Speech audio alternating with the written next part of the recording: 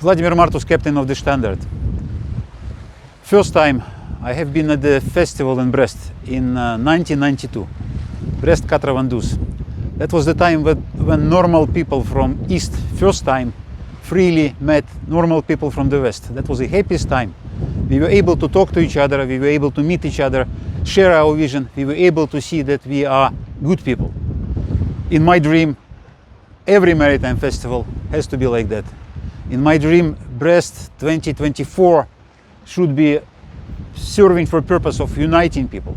That's why I'm sailing there with the tall ship Штандарт. We hope that the presence of historical ship at the maritime festival will be nice for sailors, will be pleasant for the public, will be serving to friendship of people of all nations. I don't understand people who developing hatred, especially now. We have to be uniting against the threat of dictatorship.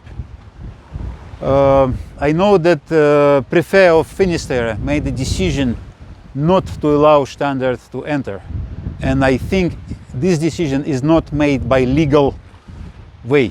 We are going to protest against that decision in the court, and what's good about Europe and France, there is a law, there is a justice here, so we will see and the law will tell who is wrong, who is right. We are going to come to Brest Festival with Штандарт. Meet us there.